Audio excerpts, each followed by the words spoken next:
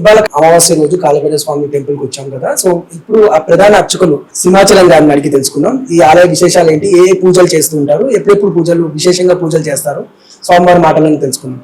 స్వామి ముందు నమస్కారం అండి. కాలభైరవాయ నమః. శ్రీ మహాగణాధిపతయే నమః. శ్రీ గురుభ్యో నమః. కాలకాలాయుత్మహే కాలతీతాయ ధీమహే తన్నో కాలభైరవ ప్రచోదయాతు. శ్రీ గురుభ్యో నమః. భక్త మహాశులందరూ కూడా కాలభైరవ స్వామి తరపు నుండి శుభోదయం. మరియు ఈ దేవాలయం విశేషము ఏమనగా హైదరాబాద్ లో తెలంగాణలో 2వ స్థానం మన దేవాలయం. ఎలాగంటే కామారెడ్డిలో 9 అడుగులు ఉంది. మన తెలంగాణలో హైదరాబాద్ లో అటువంటి మేడ్చల్ డిస్టిక్ మరియు కోంపల్లిలో స్వామివారు ఉన్నారు. 7 అడుగుల 6 ఇంచులు హైట్ స్వామివారు హైట్. ఇక విశేషమైనగా భక్తులు మనసారా కోరుకుంటే ఎటువంటి కోరికైనా గాని 24 గంటల నుండి 27 రోజుల లోపల ఆ కోరిక నెరవేరుతుంది. ఎలాగనగా మనసారా స్వామి కోరుకోవాలి, అది కూడా న్యాయబద్ధమైన కోరిక కోరుకోవాలండి.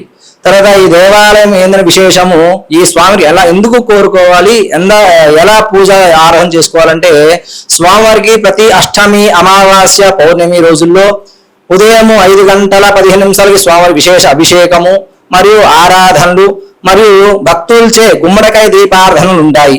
ఆ గుమ్మడికాయ దీపారాధన ప్రధానం ఏంటంటే ఈ కలియుగంలో మానవులు రోజు రోజు ఎదుగుతుండడం వల్ల చాలా నరదృష్టి, బంధుదృష్టి ఉండడం వల్ల వాళ్ళ పనులకు అన్ని కూడా ఆటంకాలు వస్తూనే ఉంటాయి. ఇక్కడ మనం చూస్తున్నామండి, చాలా మంది భూష్మాండ దీపాలు పెడుతున్నారు. సో దాని విశిష్టత ఏంటి ఒకసారి చెప్తారు? అంటే ఈ గుమ్మడికాయ దీపం పెట్టడం వల్ల ఏంటంటే మనము రోజులో ఎదగడం వల్ల నరదృష్టి ఎక్కువ అయిపోతుంది, మన పనులు ఆటంకాలు వస్తుంటాయి. దానికోసము కాలభైరవ స్వామి దేవాలయంలో పెట్టడం వల్ల ఆ నరదృష్టి పోయి మొదలు పెట్టే పనులు కూడా త్వరగా నెరవేరుతుంది.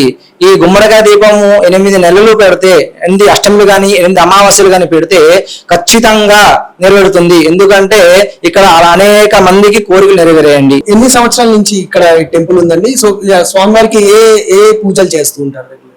ఇక్కడ దేవాలయం ఉంది 2 సంవత్సరాలు అయిపోయిందండి ప్రతిష్ఠ చేసుకొని. ఈ దేవాలయం విశేషం ఏంటంటే ప్రతి అష్టమికి, అమావాస్యకి, సంకటహర చతుర్థికి, మహాశివరాత్రికి విశేష అభిషేకాలు ఉంటాయండి. ప్రతి అష్టమి, అమావాస్యకి ఉదయం పూట అభిషేకాలు ఉంటాయండి. తర్వాత నిత్య ఆరాధనలు, హోమాలు ఉంటాయండి.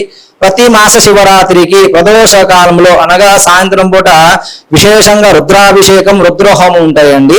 దాని విశేషంగా పూజలు ఉంటాయి. సో మీరు పూజలు చేస్తారు కదా స్వామి, సో మీరే అంటే ఇప్పుడు మనం చూస్తున్నాం చాలా మంది లైన్ లో ఉన్నారు. సో వీళ్ళందరినీ అంటే ఎలా స్వామివారికి వచ్చి అభిషేకం చేసుకోవచ్చు అని చెప్పారు ఇందాక చాలా మంది భక్తులు. సో అంటే మీరు సంకల్పం చెప్పిన వల్ల మాకు పనులు చాలా జరుగుతున్నాయని చెప్పారు. సో దాని గురించి ఒకసారి. అయ్యా, ఇక్కడ దేవాలయం అంటే వచ్చే ప్రతి భక్తులు కష్టాలతో వస్తుంటారండి, నమ్మకంతో వస్తారు. ఎందుకనగా ఇక్కడ దేవాలయం ఉంది, ఇక్కడ మంచి జరిగింది కాబట్టి నలుగురు మంచి చెప్పారు. ఆ మంచి చెప్పడం వల్ల ఒక దేవాలయం వస్తే మంచి జరుగుతుంది.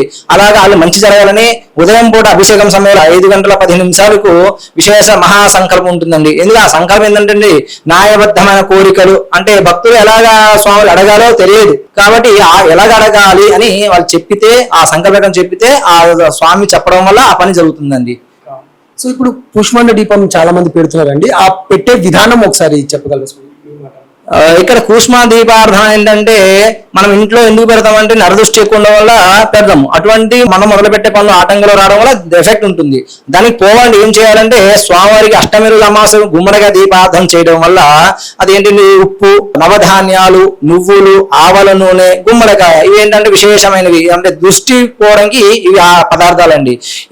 దానిపై ఇలా చేయడం వల్ల దృష్టి పోతుంది, తర్వాత సకల కష్టాలు పోతాయి, బాధలు పోతాయి. గుమ్మడికాయ దీపం 8 నెలలు పెట్టమని చెప్తామండి. సో ఈ హోమం కూడా చేస్తారని చెప్పి చాలా మంది భక్తులు చెప్పారండి. హోమం ఏ సందర్భాల్లో చేస్తారు, ఏ విశిష్టమైన రోజుల్లో చేస్తూ ఉంటారండి? ఇక్కడ విశేషం హోమం ఏంటంటే శివరాత్రి రోజు చేస్తామండి. మహాశివరాత్రి రోజు రుద్రహోమం ఉంటుంది. బహుళ అష్టమి, పౌర్ణమి వెళ్ళిన తర్వాత బహుళ అష్టమి రోజున కాలభైరవ స్వామి హోమం ఉంటుందండి. ఇది చేయడం వల్ల విశేష ఫలితం వస్తుందండి. సో ఈ పూజకి అంటే ఇప్పుడు హోమాలు కానీ అభిషేకానికి కానీ అంటే వాళ్ళు వచ్చి నమోదు ఎలా చేసుకుంటారండి? ఇక్కడ ఏమైనా సిస్టమ్ ఉందా, లేకపోతే ఎలా? అంటే ఇక్కడ దేవాలయంకి వచ్చే వాళ్ళు అడుగుతుంటారండి, అయ్యా చేసుకోండి. మహాశివరాత్రికి సామూహికంగా ఉంటుందండి. అంటే భక్తులు సహకారం, భక్తు శక్తి కొలు తీసుకుంటామండి. అంటే అట్లా కాకుండా అంటే మేము చేసే నిర్దేశమైన టికెట్ అంటూ ఏం లేదు, టికెట్ ఏం లేదండి. భక్తుల శక్తి భక్తుల సహకారము వాళ్ళ శక్తి కొలు చేయాలండి. మనసా చేసుకుంటే వాళ్ళ పని అయిపోతే వాళ్ళు ఇస్తారండి స్వామికి. అక్కడ ఏమి ఎటువంటి రిసిప్ట్ ఏం లేదండి. సో ఆ ఆలయం గురించి ఇంకేమన్నా మా భక్తులకి షేర్ చేసుకోవాలనుకుంటున్నాను.